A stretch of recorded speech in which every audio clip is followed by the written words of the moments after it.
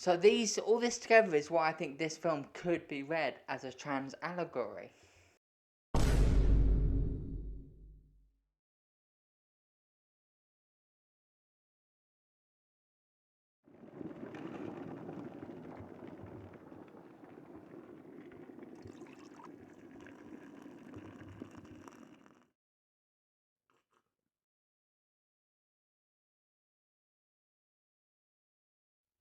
Review me.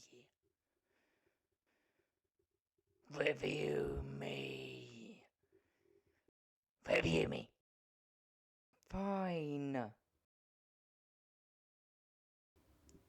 Alright, so it follows. In this video, I'm going to explain exactly how the demon in the film is a metaphor for gender dysphoria. Alright, no, please don't click away, that was a joke. I'm joking. So, what this video is really about is why I personally didn't like It Follows.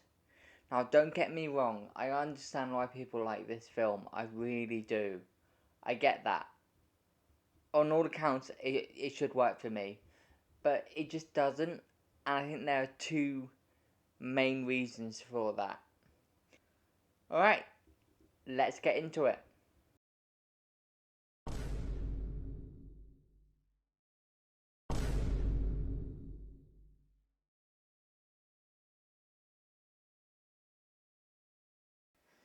So, It Follows is the 2014 horror film from writer-director David Robert Mitchell, and it tells the story of Jay, who, after having sex with her,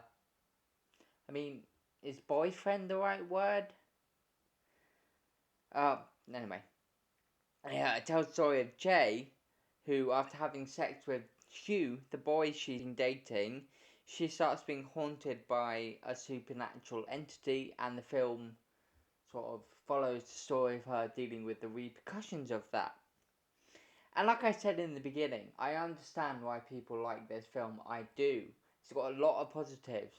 Like, it had some generally good scares in it, which, admittedly, for me at least, do lose some of their effectiveness in rewatches for reasons I will get into.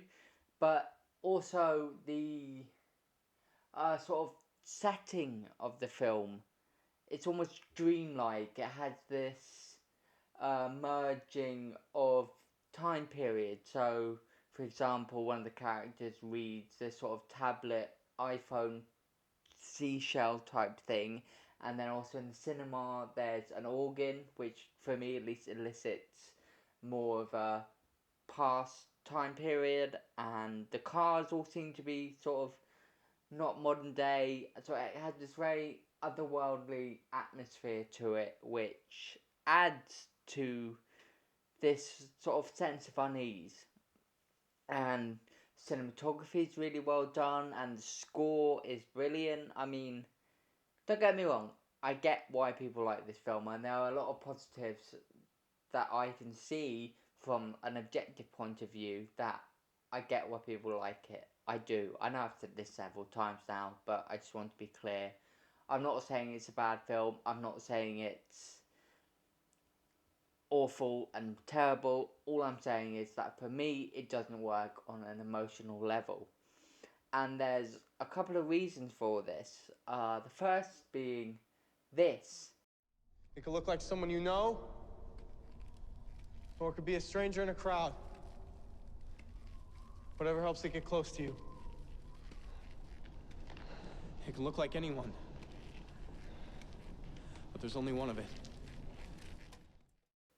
That premise, the idea it could be anyone coming from anywhere, for me, is just really obvious when the thing was following. Like, in this example, it's so clear. Off the matter with a smile. To have squeezed the universe into a ball. To roll it towards some overwhelming question. To say, I am Lazarus, come from the dead. Come back to tell you all. I shall tell you all, if one. And in this example,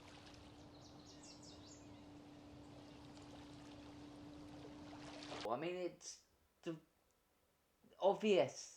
That sense of paranoia, that sense of not knowing when and where it's going to come from, that sense of dread that I wanted when I heard about this film, just wasn't there. So there's that, and I mean, that's a minor thing. Maybe that's on me and my expectations, but it just, yeah, it didn't work. The second reason is because of the main character, Jay. And this is the big reason. This is why the film doesn't work for me, and it's why I don't like it. And when I say I don't like it, it's not that I hate it. Like, if it's on, I mean, if I'm at a friend's house and we want to put horror films on, it's not like I'll be there like, no, this film's awful, I don't want to watch it. I mean, I'll watch it, but I'll probably be not really paying attention. It just doesn't grab me. And it's because of Jay. Like, can I ask you a serious question? And put your answers in the comments.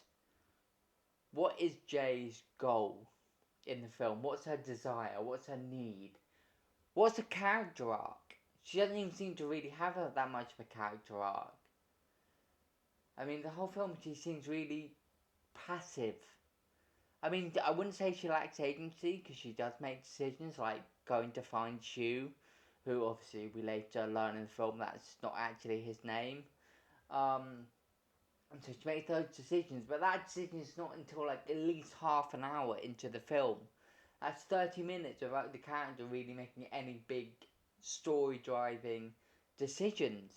I mean, apart from obviously going on the date, but that's the inciting incident. It's just, yeah, what's her goal?